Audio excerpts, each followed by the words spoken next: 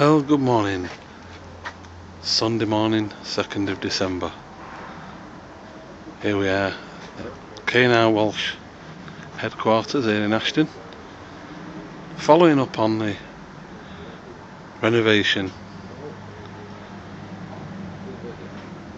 of the Ribble recovery truck BD2. 1949, when she was on the road. Been through a lot of stages since then. And was telling me that today's movements regarding this vehicle are all going to be the engine, the front axle and the gearbox going back in. Ken spent a day and a half scraping all the mud, grease that's been on this engine and gearbox for years and years and years.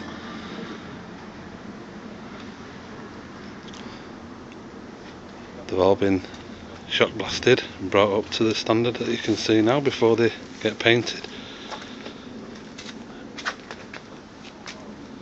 and begin the massive rebuild of the BD2. Front chassis, gearbox, all been repainted, scraped, cleaned, all put back to the original state.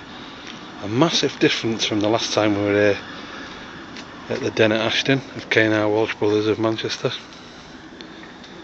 Different shape to the whole of the BD2. You can see just coming into the main shed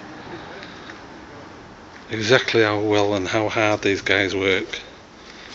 The chassis completely stripped down, shock blasted, brought inside, stripped front axle, all now put back together after the back end was taken away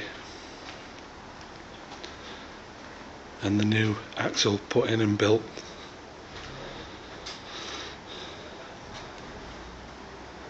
The chassis completely restored now at the back, from the back to the front, completely restored.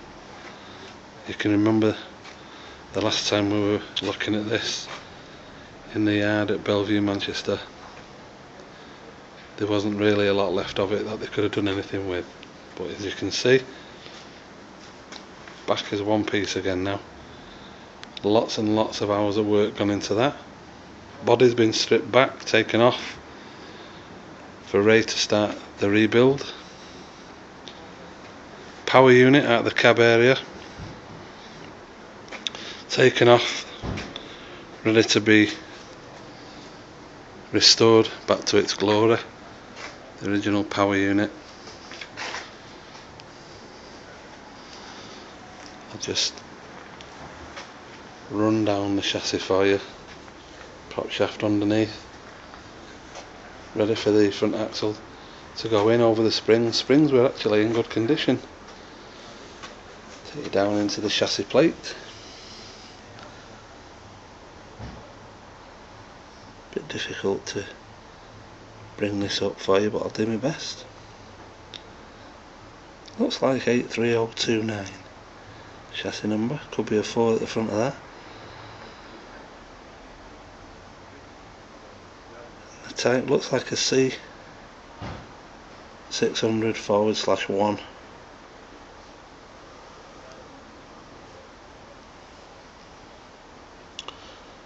Trying to find the engine type up there for you, and that looks like 1626. Could be a 5. It's definitely a 6. That 1626. And that's the chassis plate for you. See this beautiful truck being pushed forward now by Ray and Ken. It's going to be definitely the 2013 project. Don't know, with the stick in my neck out, whether we can definitely say it'll be ready for landed now at the Bedoffer farm. The Victorian weekend for May. Who knows though, with these two guys, you just never know. Looking back into the garage at the body that's been raised, well, they actually pulled the chassis out from underneath it so they could carry on with the renovation work. The wood, as Ray pulled panels and panels off, is absolutely rotten. So all the timber work and everything that's going to be put back inside is all going to be re-timbered, and then the panels cleaned up, put back into shape and put back on again. You can see they've got quite a lot of work in front of them. If I can just show you the wood, it's absolutely rotten. You can see it doesn't take a lot. It was soaking wet through, soaked. So Ray found that when he pulled all the panels back off again. You can see how they've squeezed it into the back of the workshop here at Ashton. Just bob over to the cab area for you so you can have a quick look in and see how far they've come from the last time you've seen this. When we had the pleasure of the Ribble Society down, everything was virtually still in one piece. Driver's seat ready to be renovated and put back in. It'll be another job for our friends over near Colne. Sweets for you. I'm pretty sure they'll be able to fabricate that for us.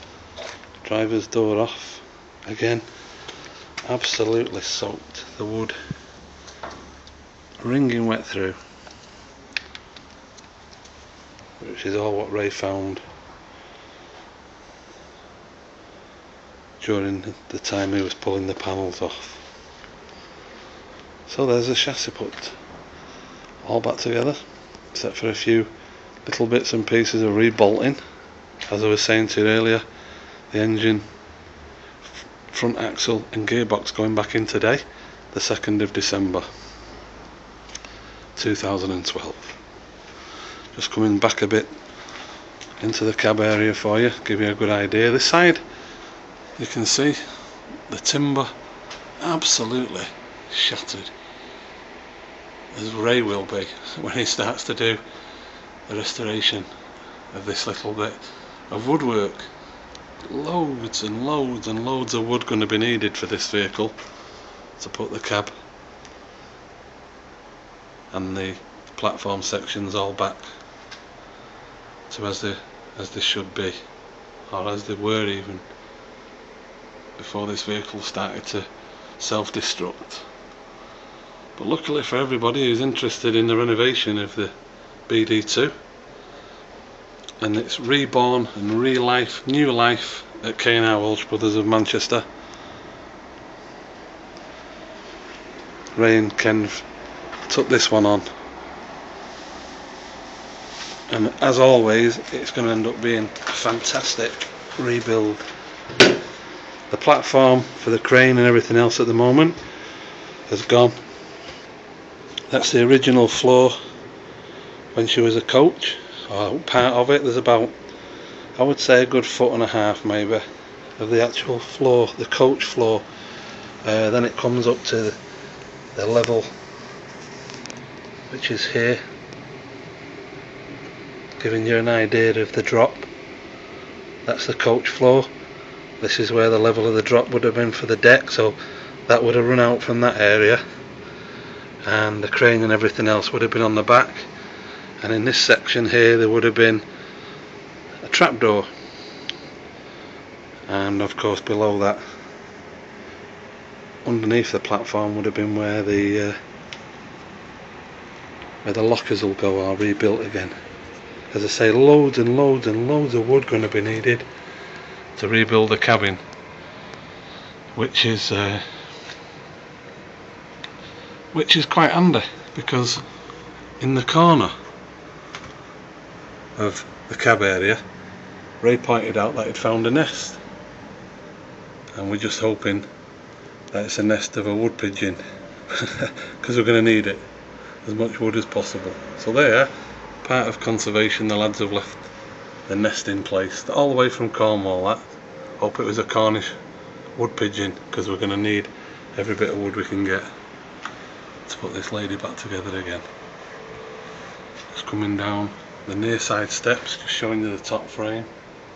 You can see everywhere you look the wood rotten. Really nice and bad. Just how Ken likes these projects to be. He doesn't like anything that's too easy. It's got to be something that's worth doing. We're looking over the top of the engine compartment at the heater. The water pipes up to the heater and then the heater blows it through some vents, and the vents come into a box which then sends it down the middle of the cab into the rear end, comes out of a fanned area into the back, in the work area if you like, the cab area. There'll be a sliding door fitted. As we look out of the back of the cab area down the stairs, both sides, fixed door and sliding doors, and I'll just show you where the tool racks are. Nothing to do with snap-on these. That's where the shovels and stuff like that. I would have thought some of the heavy-duty tools would have all fitted into these slots. And then you can see the clips that are on the brackets on the side of the panel inside. One thing I meant to show you now, well, we're back into the driver's cab area. Just wanted to show you this switch, which was the first switch the driver would have come to. Listen to how good the switch still is and still works. Look at that for a proper switch. Real good sounding switch. Power unit, which we're seeing outside, taken away from its original place. Running through where the driver's seat would be to the front panel, just to show you the clocks. I can get close enough. Just showing you the dash panel and the indicators. And last but not least, I'll show you the engine stop button. Wonder when the last time that was used to stop the engine in the cab area. So my friends, that's where we're up to with the renovation of BD2, the Ribble recovery truck, taken on by Walsh Brothers of Manchester. As you can see, from the last time that the Ribble Society came over, what a remarkable difference in just how hard Ray and Ken work. When they get the mind to do something, they do a really good job. I hope that's given you a good description of where they're up to at the moment. Keeping you in touch as always with a video diary, as we did with the Leyland Tiger, of the renovation of BD2, the Ribble recovery truck by Walsh Brothers of Manchester. As always, keep your eye on this site, Nasher Ian UK. You can pick up the site from the front page of Walsh Brothers website. Walsh Brothers -classics.com. Here we are on this beautiful sunny morning, and we'll leave the lads to it. They're just on a tea break at the moment, so it's given me a chance to come through and show you how well they're doing. Till we meet again, my friends, thanks for watching. Bye bye now.